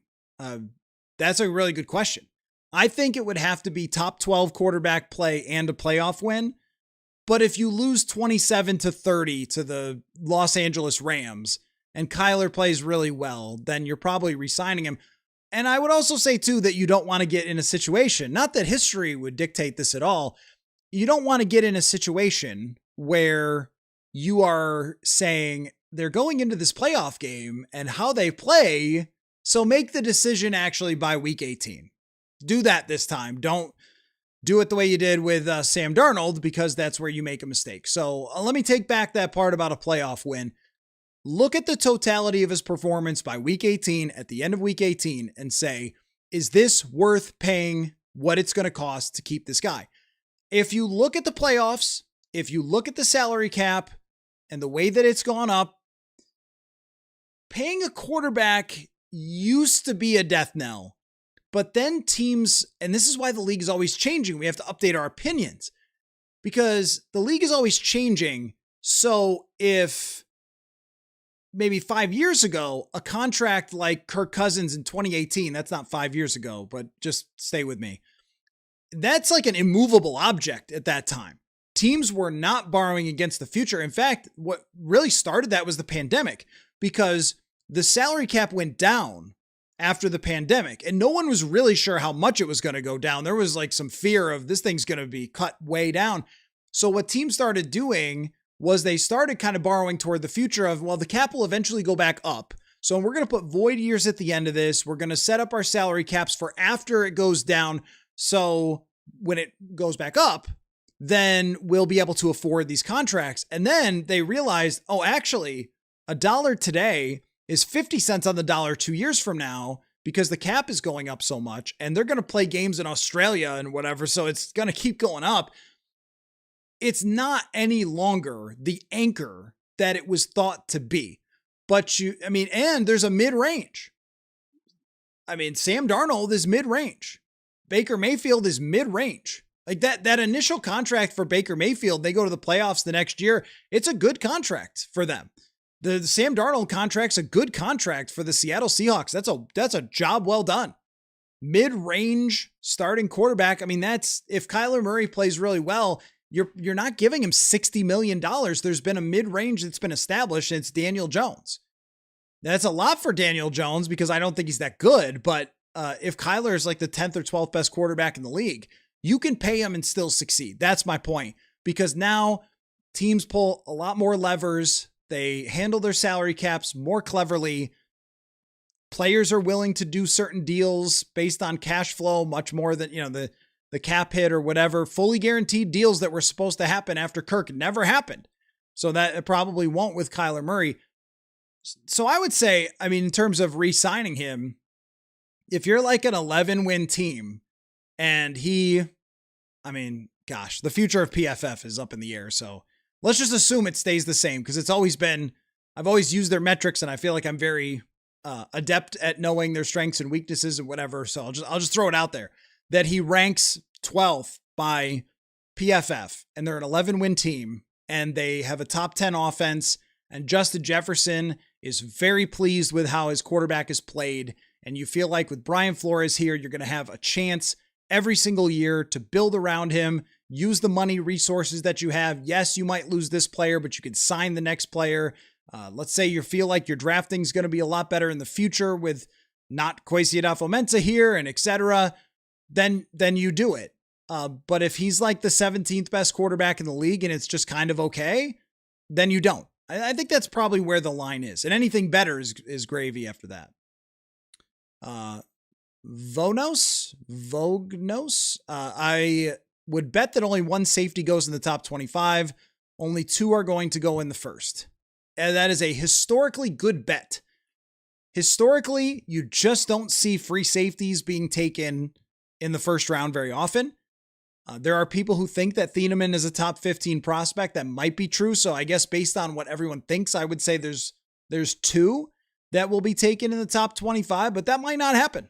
That based on just where the consensus has been and where things have landed ultimately, normally those guys get drafted lower than the expectation.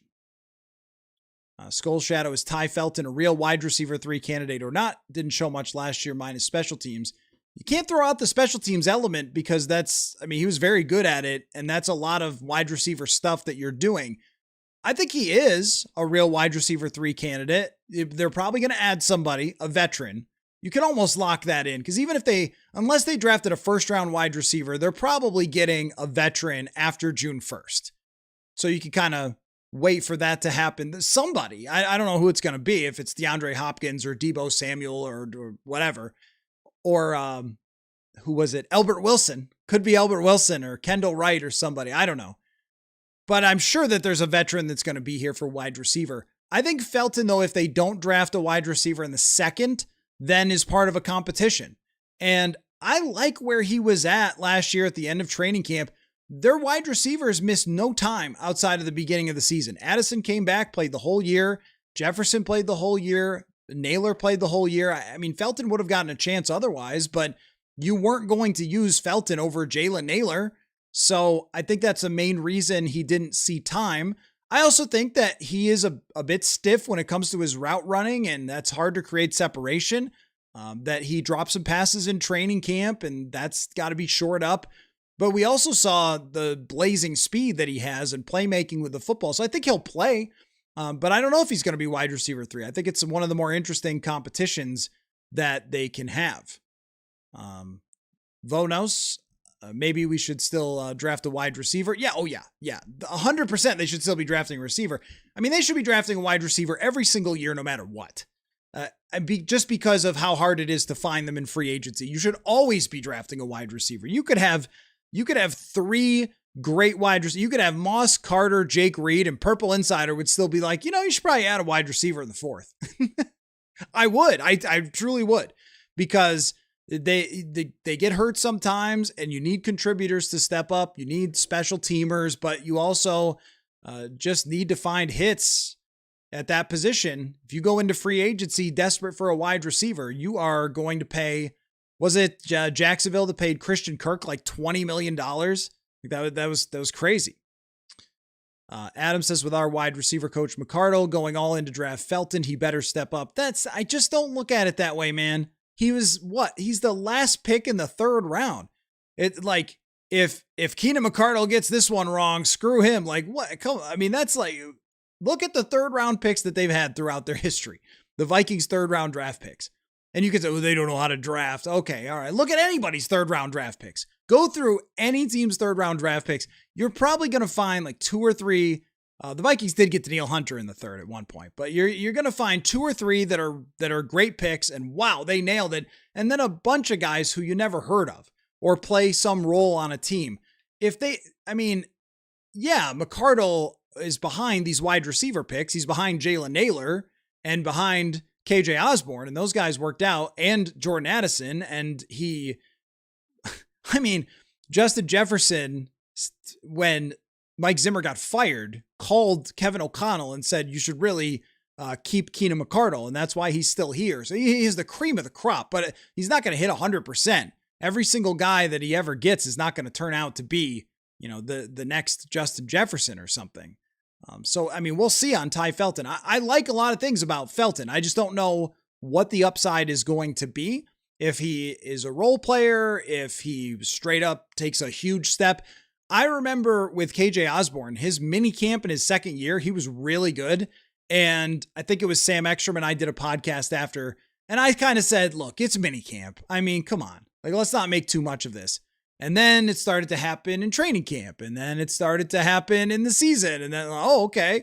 So you don't really know, but there's, lots of third round picks, especially in the late end of the third round, that are just swings, just hope. Like, this guy's got some skill. They like his makeup. Because they had so few draft picks, we treated every single one as if they should be under the microscope. What happened here? Even with Mekhi Blackmon, which I'm still kind of curious about, but even then, that was a third round draft pick. What in the world happened? It's a third round draft pick who was older and then had an ACL tear and didn't come back the same. That's what happened. We're not talking about first round draft picks. There doesn't need to be an inquisition. But I still think he's got a chance. Bitter Bruce, if Sadiq is a top wide receiver slides, who the team loves, do they trade back into the 20s? And another if it's offered. Kenyon, I don't know how they feel about Sadiq. I really like him as a prospect.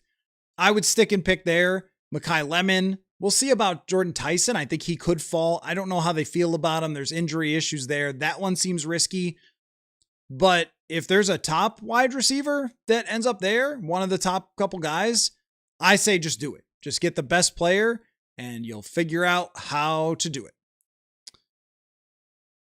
A 2. Okay, you corrected. And a 2 is off. So you're saying trade back to the 20s and an additional 2. If they really love Sadiq, I might just do it anyway. But an additional 2 would be phenomenal. An additional 2 would be hard to turn down. I might take that. Yeah, I might take that. Doomer KO. Emmett Johnson had a ton of yards in the Big Ten. Hard to decide my bigger draft crush between him and Jonah Coleman. I like both of them. I like, listen to this. I like football players. I like guys where you can turn on a college game and they give the ball to this dude and he's making plays. Because it's not a track meet. And that's where, all right, well, and now Mike Washington made plays last year, but Demon Claiborne, for example, I think that there's a major risk there. Well, he runs a 4.37. Yeah, but he averaged, 5 yards a carry once, and he wasn't even over 1,000 yards that year. That's not how I see the game. I usually see the game as in Jonah Coleman's bouncing off people. He's breaking tackles. He's catching the football. He's sticking his nose in there.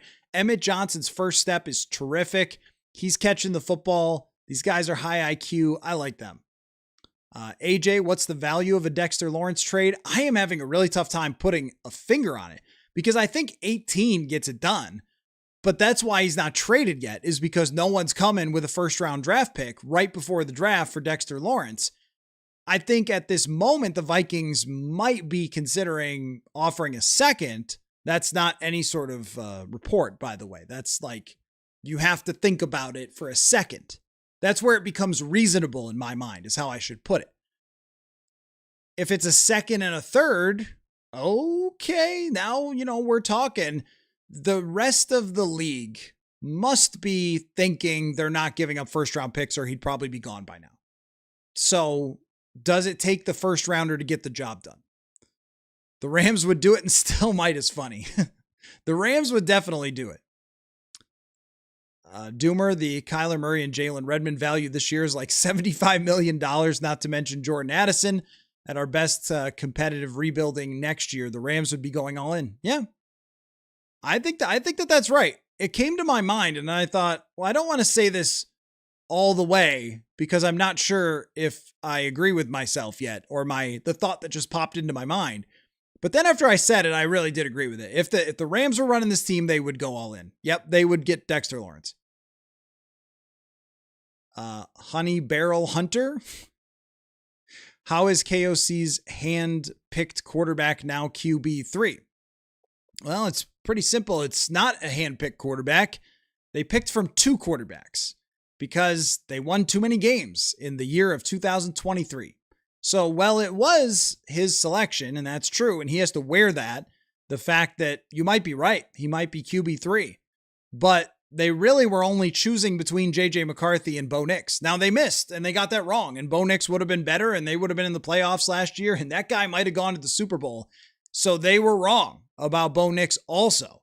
But, if it was his hand-picked quarterback, they would have had Drake May or Caleb Williams or Jaden Daniels. But they didn't have the opportunity. That's why the draft is tough. That's why the draft is so random. And with the Vikings, for example, with Kwesi Adofo-Mensah, like you trade away most of your draft capital and then you take a guy, and if it doesn't work out, well, then you look like a fool. And that's what, I mean, it's working out with Dallas Turner, but if Dallas Turner had gone completely bust, I mean, wow, you just look insane, right? You can't choose from every single player in the draft. You can only choose from what's on the board and what's there for you. So, how did it happen? He wasn't ready to play. And everyone is responsible for that. And it's funny because we've sort of moved into a spot now where, because they got Kyler Murray, the heat has come off of Kevin O'Connell for choosing J.J. McCarthy over Sam Darnold because they found somebody else who's a very good quarterback who I think it's right there for them to succeed with, and we got to see how it plays out. But that is part of his legacy here. There is no question about it. I mean, if we were doing the like Wikipedia, our own version, like Purple Insideropedia of each like profile of the coaches or players or whatever, and what's in their Purple Insideropedia, maybe this is a thing we need to create, like an app that, I don't know, like there's got to be some way to gather the stories that have been written over the years of Purple Insider and create a Purple Insideropedia. But if we were doing that for Kevin O'Connell, there's a bold section that says quarterback decision 2025. And it is a big section. And he's got to wear that if they have Sam Darnold here last year, they're probably a very, very competitive team in an NFC that wasn't that special. Seattle would have had Geno Smith and probably not a Super Bowl contender. So it's you and the Rams that might have been the best teams in the league last year in the entire NFC. If you have Sam Darnold, even if you're minus some of the players they spent money on, I don't know, man. Yeah, it's bad. Like that was really, really bad. So just because we've moved on to what's next and looking at this year as, well, could it be a big bounce back that usually kind of happens every other year? Could Kyler be really good? There's a ton of intrigue. There's reason to think it can work. That doesn't mean people forgot. It doesn't mean people forgot. And what happens with J.J. McCarthy next, we also don't know. We're going to have to see on that. Is he QB3? Does he surprise us and actually work out? Or like, how's it going to go? Nobody actually really knows that yet so far. So we're going to have to see. And the NFL can surprise us sometimes. But I don't think anyone has just put this aside forever and said, oh yeah, what happened last year? Like, let's never think about it again. It doesn't matter. No. It still does. It still does. Let's see. I got probably only a couple more minutes here to squeeze them in, a couple of questions. And then if you happen to have XM radio, I'm going on with them to talk a little more Vikings. So got a radio spot at 8:30 here. Richard, it's amusing to think about trading for Dexter Lawrence and trading up for Downs. That could be a memorable experience. I mean, 2013, they had 3 first-round draft picks because they decided to go crazy. This is a franchise.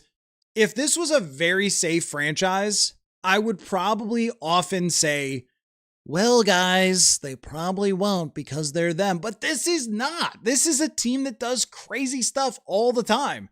In 2017 into 2018, I don't know how many shows we did. I was on radio then. I don't know how many shows we did where we were talking about the quarterback decision. Trade for Alex Smith. I think that I want to say Ryan Tannehill was maybe in the conversation. Get Ryan Tannehill. Do they bring back Ted? I think I was in favor of Case and Teddy coming back and competing and then drafting a quarterback whoever fell, which would have been Lamar Jackson, but put that aside. So we had all these debates about it, and they end up going with the biggest splash with Kirk Cousins. And well, it didn't exactly work out. I mean, Cousins played well as a Minnesota Viking, but the whole roster build, how competitive were you, didn't really work out. Still, it was another example of like this team is willing to push chips to the middle of the table. They did it last year. They spent more cash than anybody else in the entire NFL. It is far from absurd to think that the Minnesota Vikings would do something like trading up for Downs or trading for Dexter Lawrence. They love the offseason big splash. Favre was here as the best example of that, but we've seen a bunch of these through. The Zadarius Smith one was a pretty shocking big move. After they got Kirk, they brought in Sheldon Richardson. Like they've always been willing to do stuff like this. Doomer, have we reached the point in time in regards to wide receiver versus running back prospect where the pendulum has stopped moving and will start swinging back the other way? I don't believe so. No, I really don't, because the wide receiver spot is still driving offensive success. You saw it from Smith-Njigba last year, but teams that have deep wide receiver rooms, a lot of weapons, always and forever are going to thrive. And running backs, well, I think that teams will look at the Jeremiah Loves, the Bijan Robinsons, maybe a little different because of how much success there has been. Maybe those guys get looked at as, all right, well, if there's someone who reaches a threshold, then you can go for it and not, be criticized too much for it because there's been so many success stories. Even when Jahmyr Gibbs was taken, people were like, what are you doing? But he reached the threshold. So did Bijan Robinson of this guy could be an elite running back. Okay. If there's a pendulum swing, yes, there, and teams are handing off a little bit more, but I don't see it being where, wide receiver is viewed as less valuable than running back or that it becomes closer because it's just when you don't have, I was watching a game from 2007 the other day. Why not, right? And it was Kelly Holcomb starting at quarterback and Bobby Wade is the top wide receiver. Remember what it was like to not have wide receivers? How miserable that is? Oh, yeah, I see what you're saying. Like every young player wants to be a wide receiver now. Will this create scarcity at the running back position? Okay, I didn't read your follow-up. Yeah, I mean, maybe. I mean, every young player wants to be a wide receiver, but if you can't catch, you're probably just going to have to play running back. We have not seen the prices go up that much though at the running back spot. It's not like we've seen the running back prices just shoot through the roof. They're getting paid a little more, but not through the roof. So you're right. That gap might matter to some extent of what position the best athletes choose. I just don't know if we're going to see it be like massively different anytime soon because playing wide receiver takes a ton of technique. So a lot of the running backs you're going to see now that may have changed actually over the years because there used to be a ton of running backs who could catch the football. And I swear there's 5 guys now in the league who can actually do it. So that might be a change. I might agree with that. Mama's convinced we're not taking Thieneman. Jay says Felton was a wasted pick. Jay, give it a year. Give a guy a little bit of room to develop, man. The only thing that fans like more than the draft day is calling the draft picks a bust a year later. We've done it with everybody. Jalen Naylor's overrated, can't play. KJ Osborne, why'd they draft that guy? Like these are swings.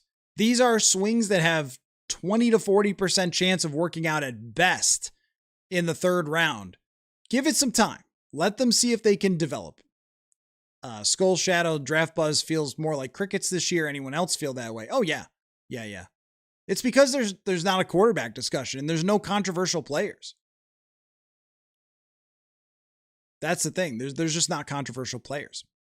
Let's see. During my live show, I should bring on McGarry, Murph, and Manny. We'll see who comes on. We'll see. We'll see if I can get some guests to come on during the live show. I'm going to try.